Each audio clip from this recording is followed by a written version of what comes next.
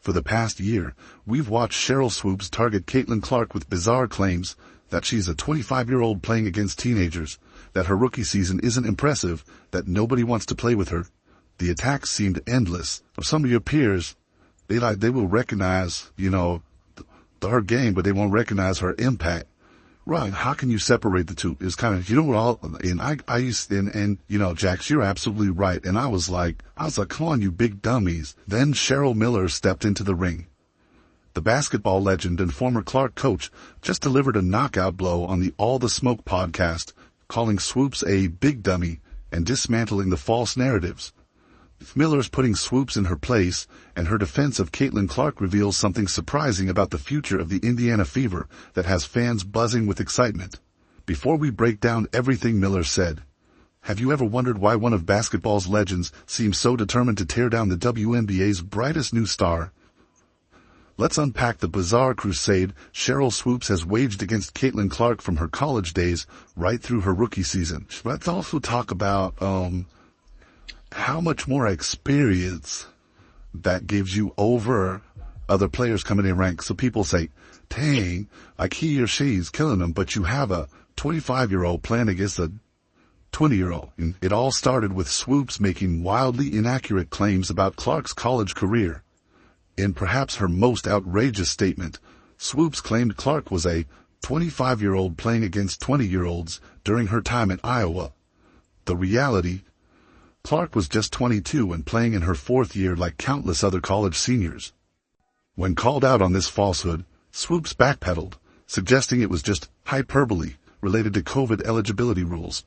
A weak excuse that didn't hold water, but Swoopes was just getting started. She went on to claim that Clark took 40 shots a game, painting her as a selfish volume shooter. The actual number? Clark averaged 22.7 shots per game. What makes this claim particularly ironic is that Swoopes herself averaged 19.2 shots per game during her senior year, just 3 fewer than Clark. Talk about throwing stones from a glass house. When Clark was closing in on the all-time NCAA scoring record, Swoopes shifted tactics, questioning the legitimacy of the achievement by suggesting Clark needed a 5th year to break it. You asked me back, Caitlin, if you're going to break a record, to me, if it's legitimate, you have to break that record in the same amount of time that player set it. Okay, right? So if Kelsey Plum set that record in 4 years, well, Caitlin should have broke that record in 4 years. But because there's a COVID year, then there's another year. You know what I mean? So she's already had an extra year to break that record. So is it truly a broken record? This was completely false. Clark shattered the record in 4 years, the same amount of time as other college players. Swoopes conveniently ignored that the COVID eligibility rule would have allowed Clark a 5th year, but she chose not to use it.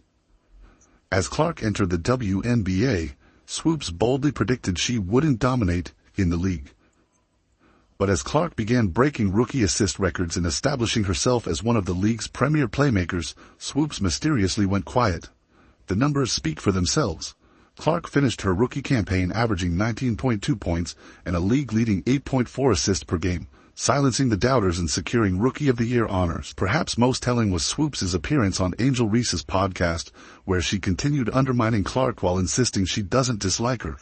A classic case of saying one thing while doing another. Telling Cheryl since she was in college, I helped do her shoe deal with Nike in 1993, took her to her first SBs. I've known Cheryl, I coached her, have a lot of respect for her. I called her when Caitlin was still playing at Iowa and she had just broken Maravich's record, and it was all over the place. As you and I have discussed that, there was this quote by Cheryl that said, Caitlin was, 25 years old. She was, however, 24 years old. She was a 5th year senior. She was taking 40 shots a game. Her records were illegitimate. The basketball world took notice of this pattern, and eventually, Swoopes was removed from broadcasting a Fever game and replaced by Nancy Lieberman, who didn't hesitate to call out the misinformation being spread about the rookie sensation. I got off the treadmill and I called her as a friend, and I said, you can say whatever you want. You can have your own opinion about anybody, but you do have to get the statistics right. I mean, facts matter. And if you just get ahead of this and just say, hey, I made a mistake on my numbers, then this thing is over and everybody respects you for your opinion. And, you might like Boston, I might like the Yankees. It's okay to have difference of opinions. Well, she get upset with me on the phone, and I was like, Cheryl, I'm not doing anything to hurt you. I'm just sharing. We're talking. And so our relationship, it pretty much is not happening at this point. I tried to talk to her at the Final Four. She didn't want to talk to me. My life's going to be good or great with or without Sheryl Swoopes in my life. The basketball world was desperately waiting for someone with credibility to step into the Caitlin Clark conversation. That moment finally arrived when Cheryl Miller walked into the All the Smoke podcast studio and absolutely lit up the critics. What happens when a basketball legend who's actually coached Clark decides she's had enough of the nonsense? You get one of the most authentic defenses we've seen in women's basketball. Miller didn't just casually support Clark. She came with fire and precision that only someone of her stature could deliver. Her now viral comment directed at critics like Swoopes said everything in just 2 words. Come on, you big dummies. The studio erupted, but Miller was just getting started. She defended Clark's work ethic with the passion of someone who's seen it firsthand. This wasn't just another talking head defending Clark. This was Cheryl Miller, one of the greatest to ever touch a basketball, directly calling out the hypocrisy that's been swirling around the young star. She pointed out something the haters conveniently ignored. What makes Miller's defense so powerful is that she's not speaking from speculation. She's speaking from direct experience. After coaching Clark in the 2024 WNBA All-Star Game, Miller had a front-row seat to evaluate Clark's game beyond the highlight reels. And what she discovered surprised even her. I can't imagine this young lady, I don't want to use hate, but despised. And people just have she brought some on herself a little bit because she's cocky for a good reason. Confident. And I love that about her. But to watch the dynamics in the media, they had their narrative.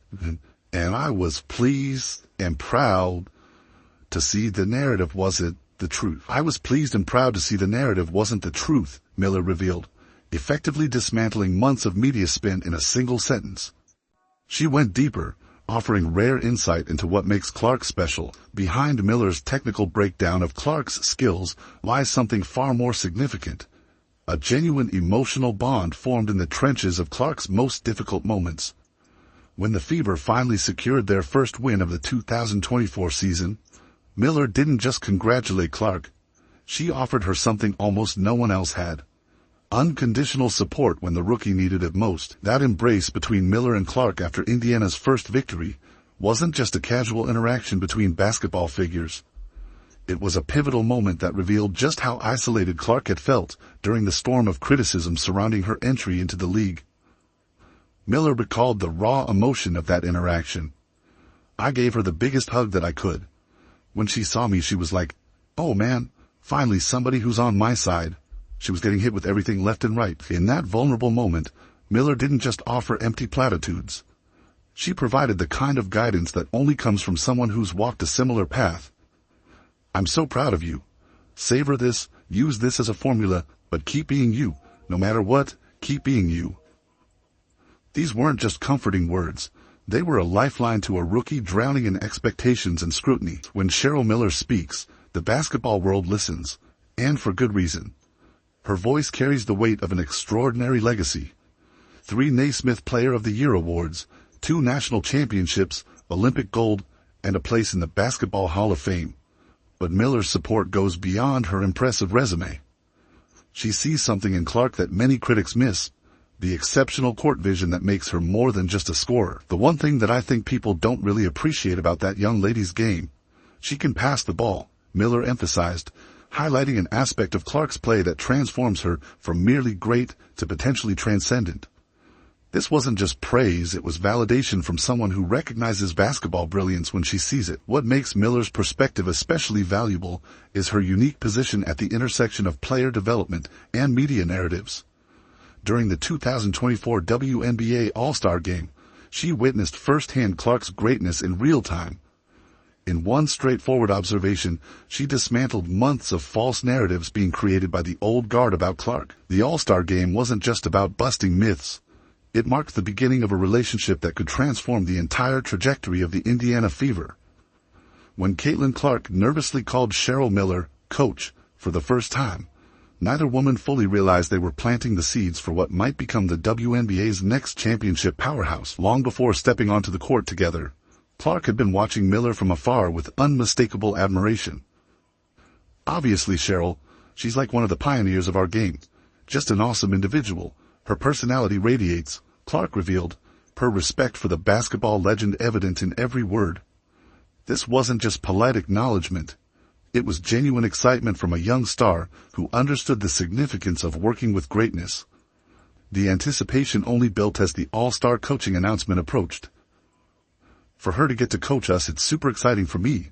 I was super excited when I heard that news," Clark shared, revealing how meaningful this opportunity was to her. But it was their first interaction that truly showcased the potential future of this partnership. Getting to be around those two people that have done so much for the game, for me is super special. Like, there's still two people that I really look up to and idolize and appreciate everything that they've done, and for them to have this moment too and be a part of it, like, it's just super cool.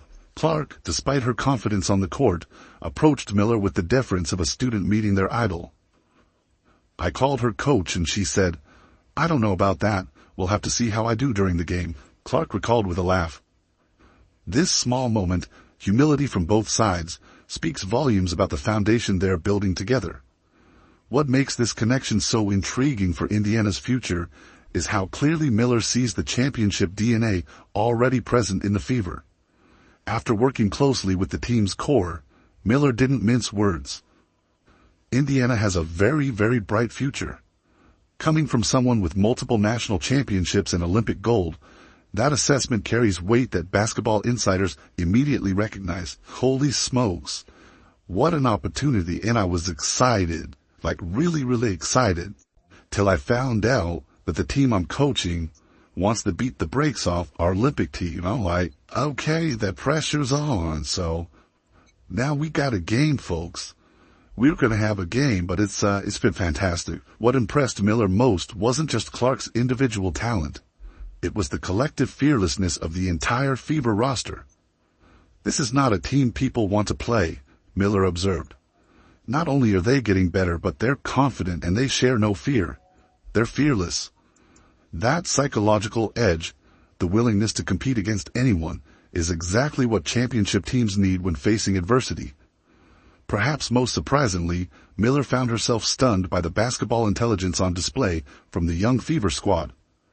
"I did not count on their basketball IQ being that high," she admitted. "I knew it was high, obviously because they play at this level, but it's one thing to know knowledge.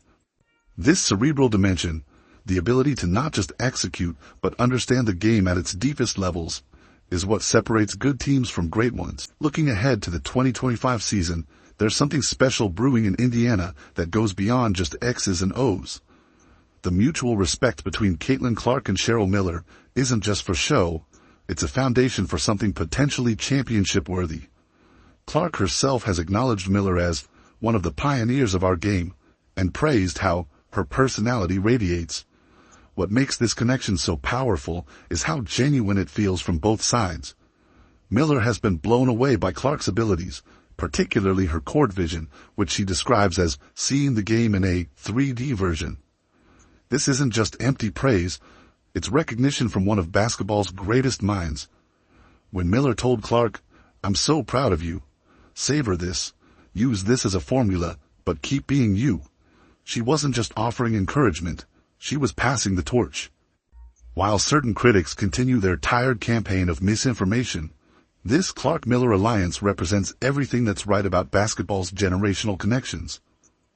The future in Indiana isn't just bright, it's championship caliber with this kind of mentorship in place.